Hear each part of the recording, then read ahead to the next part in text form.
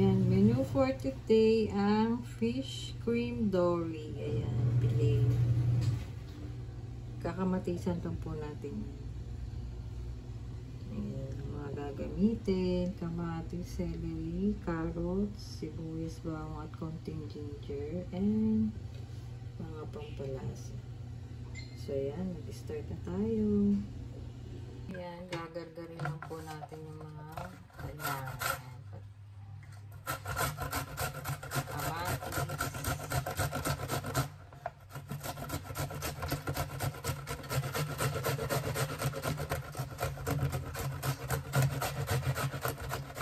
Next po natin ang sibuyas.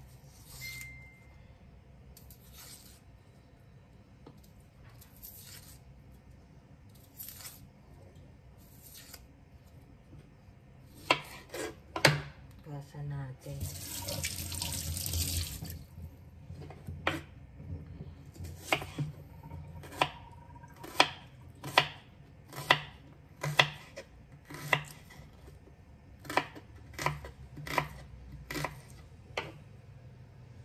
And the bawang.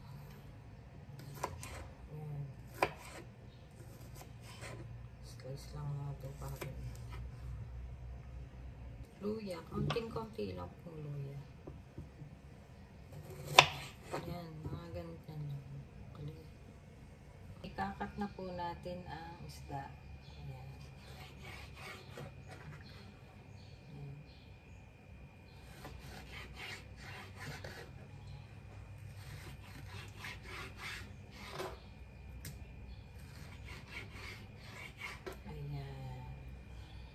So, timpla lang po natin siya ng konting salt.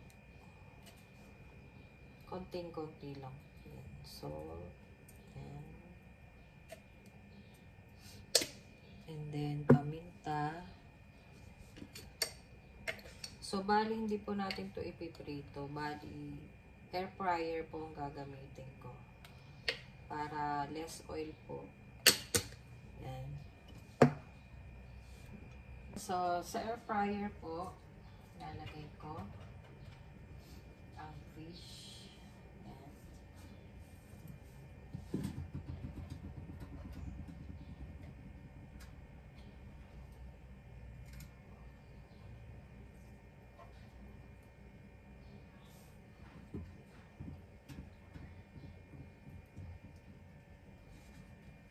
Ayan.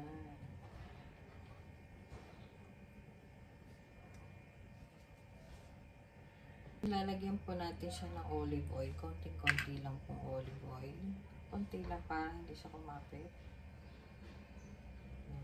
Patak lang. Ganun. O yan, nalagyan ko na po siya ng timpla. And then, ilalagay na po natin siya sa air fryer. Pasok na lang po sa air fryer. Naka-ready na po ang ating panggisa. Ayan. I-slice ko ng lahat, sibuyas, bawang, ginger, isang slice na lemon, celery, carrots, syempre ang kamatis at ang ating pantimpla. Lalagyan ko po siya ng paprika, salt and pepper, at syempre gagamitin po natin panggisa ay olive oil. Ayan. Mag-i-start na tayo mag-isa. Lagyan natin ng konting olive oil. Konting-konti lang. Ayan. And then, sibuyas.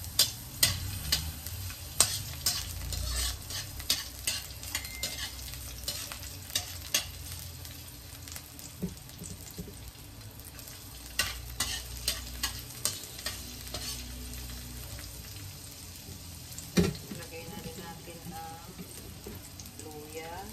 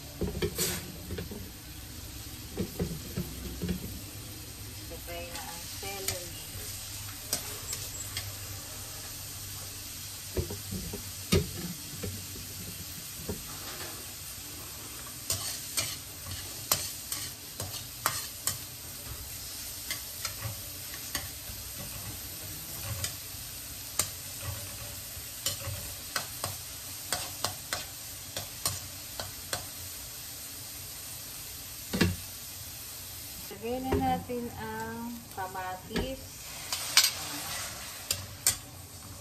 Sama together.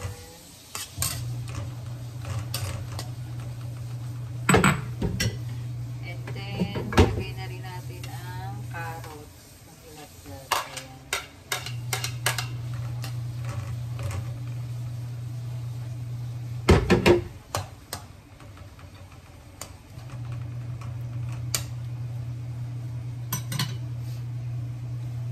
Pwede na po natin lagyan ng mga pantikla, paprika.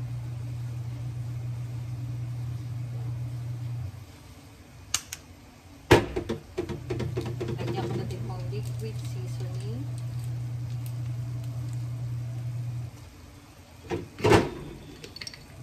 Paminta.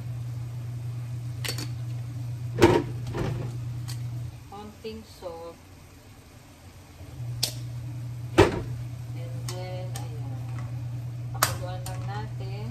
Kung meron kayong mga broth soup, yan, pwede ilagay. So, kung maglalagay na ng tubig, yan natin ng konting tubig lang para hindi siya mag-dry. Ayan, wait lang natin siyang kumulo. So, yan, kumukulo na. Wait lang natin pa.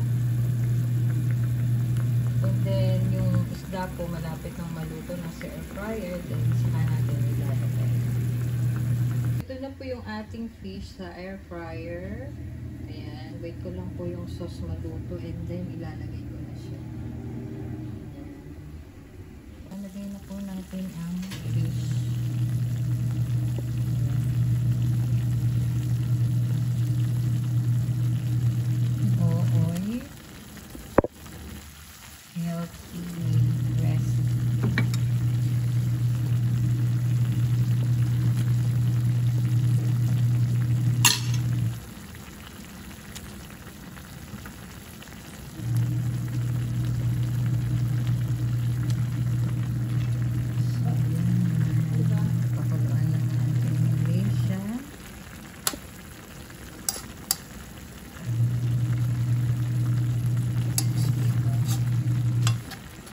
Sarap po yung isda niya. Really dory fish. Really dory. So, yun na po kinalabasan ng ating recipe for today. Ayan.